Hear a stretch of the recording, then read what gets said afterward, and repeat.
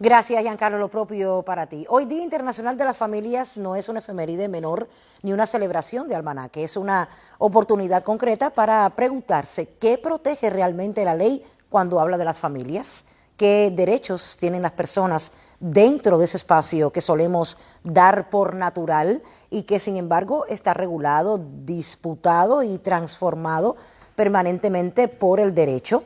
Hoy nos acercamos a los principios que rigen nuestro actual Código de las Familias y los derechos de las personas en el ámbito familiar. Por este motivo hacemos contacto ya con nuestro telecentro en Artemisa.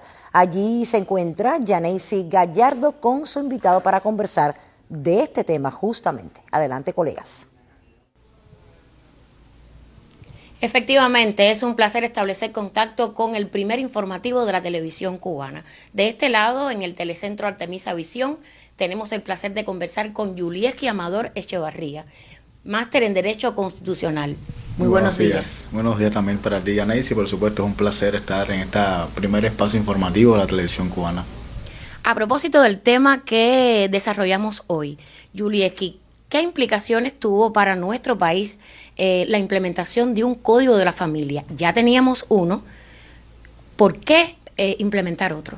Sí, mira, esto es bien interesante. Tenemos que recordar que Cuba pues no carecía de un código de la familia. Teníamos el código de la familia del año 1975, sin embargo ya era un código de casi 50 años, por lo tanto estamos hablando ya de un código de casi medio siglo, 47 años.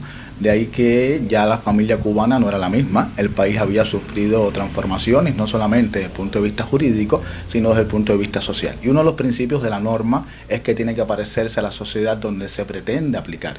Y ya, por supuesto, cuando usted se acercaba a lo que tenía el Código de la Familia en 1975, pues no respondía a la realidad familiar de la Cuba ya de los primeros años de este último siglo, y a partir de ahí, por supuesto, se decide toda una transformación que no inicia propiamente en el año 2022 cuando se somete a referendo, sino que ya se venía trabajando anteriormente en toda la implementación del Código de la Familia hasta el año 2022 entonces en que se aprueba por referendo el nuevo Código de las Familias, así en plural, porque sobre todo estamos hablando de la pluralidad familiar en este nuevo código que está implementado desde el año 2022 y que ya está próximo también a cumplir sus 4 años.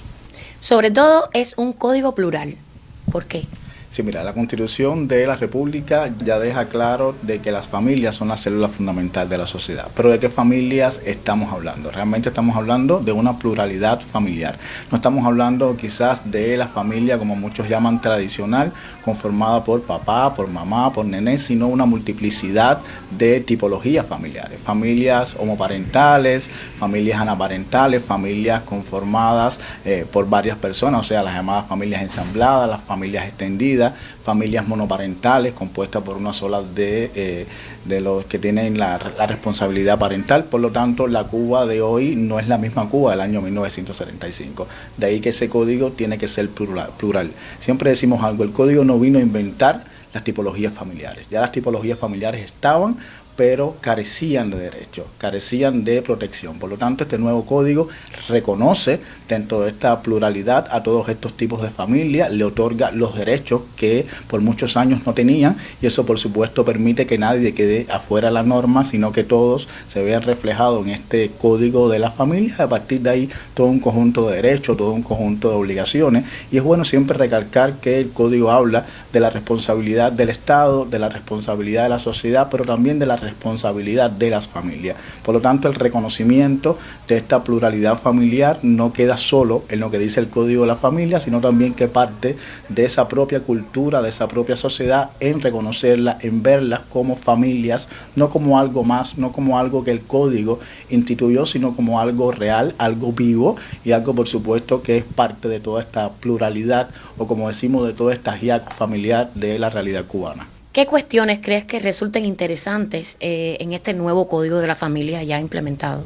Sí, mira, esta pregunta es muy interesante también porque este es un código, digamos, de los más revolucionarios ahora mismo a nivel mundial. Un código además progresista, un código que, por supuesto, a partir de su implementación lleva a que poco a poco vayan desarrollando muchos de los mandatos que están en el código, pero evidentemente hay temas muy interesantes regulados dentro del código, temas además que vienen desde los debates cuando se estaba haciendo todo el proceso de consulta y que todavía siguen generando pues controversias, digamos, en la población. Nosotros no podemos olvidar que se introduce explícitamente todo lo que tiene que ver con la violencia en el ámbito familiar, e incluso el código va más allá, o sea, no habla solamente de la violencia física, sino que está hablando incluso de la violencia que puede cometerse simbólica, económica, sexual, violencia por omisión, por descuido, y eso realmente es novedoso.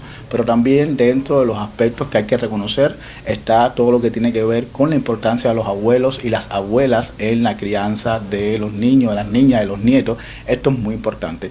Otra de las cuestiones que el código defiende con mucha fuerza es el interés superior del niño, de la niña, del adolescente, a partir también de todo lo que tiene que ver con la autonomía progresiva, pero también de los deseos, de las preferencias, las voluntades de las personas adultas mayores, las personas en situación de discapacidad.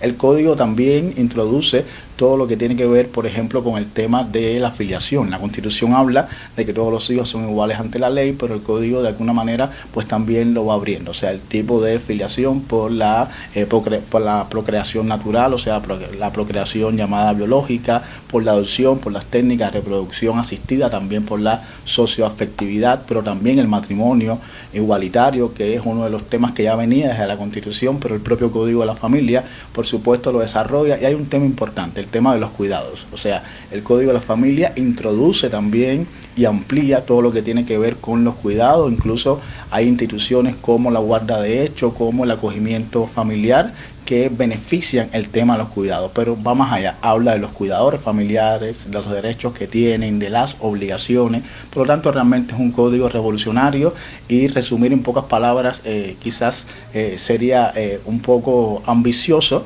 pero sí, por supuesto, siempre decir que es un código que ha transformado, que seguirá transformando, y que el principal reto es que la sociedad lo asuma como suyo, que continúe una implementación efectiva, pero además sepan que es un código vivo, que está para utilizarse, que es un código real y que además es un código que ha venido a beneficiar a todas las familias en Cuba. Agradezco, Yulieski, tu presencia en este primer informativo de la televisión cubana. La familia, sin dudas, la primera célula fundamental de nuestra sociedad. Con este precepto, devolvemos la señal a los estudios centrales. Buenos días.